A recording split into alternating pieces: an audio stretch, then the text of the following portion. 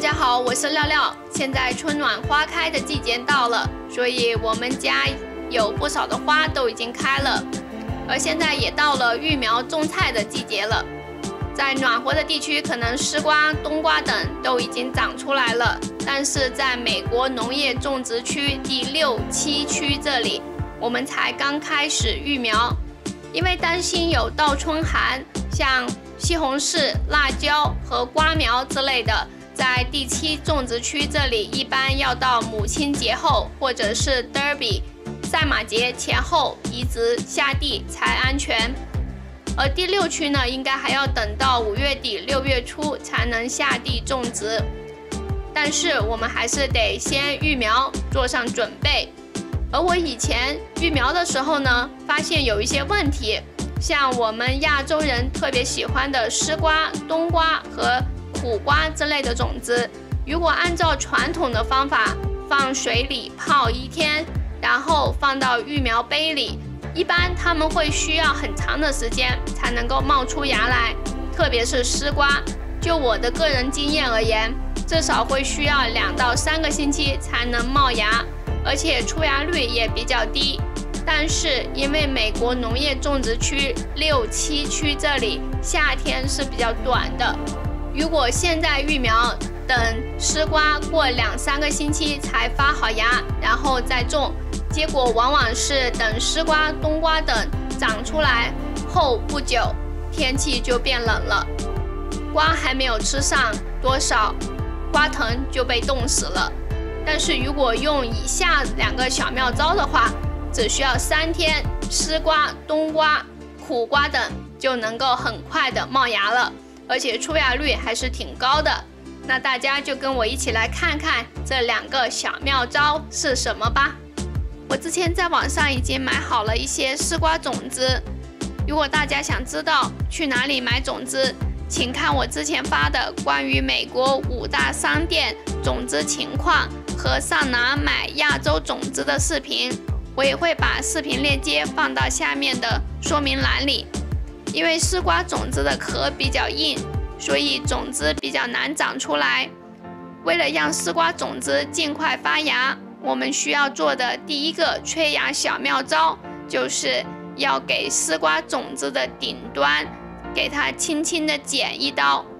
用剪刀也可以，但是指甲剪会更好控制，所以我用的是指甲剪。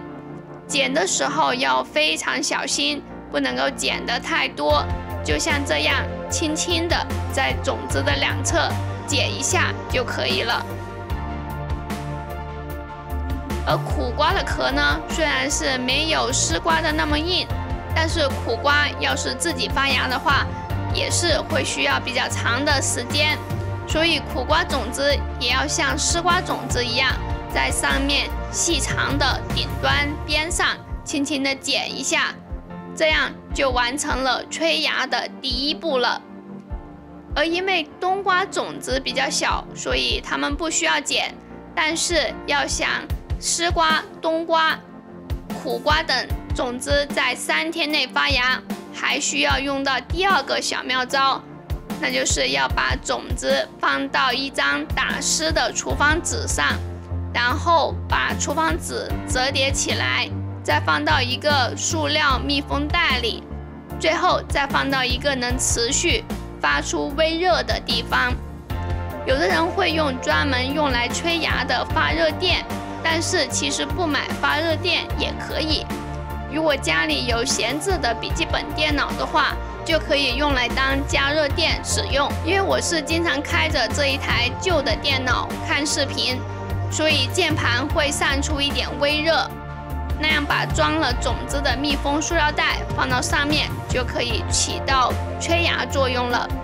如果没有闲置的笔记本电脑，也可以放到路由器上面，因为路由器是一直工作着的，所以也会一直散热，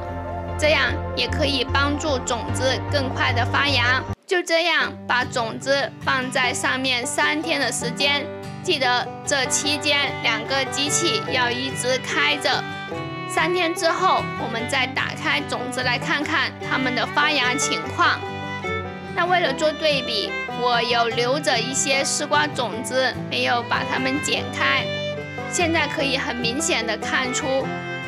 剪了种子和没有剪的种子的发芽差别情况。剪了的丝瓜种子发芽率比较高，而且有的芽还发得比较长了。那在它们发好芽后，就可以移植到育苗杯里了。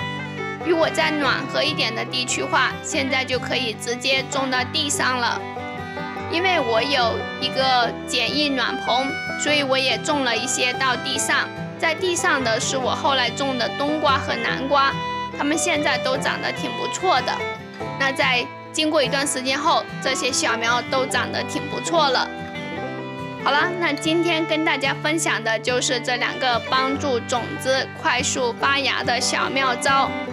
其实像其他茄子和辣椒之类的种子，也可以使用这2个方法来催芽。那你学会了吗？好啦，谢谢大家观看，我们下期再见，拜拜。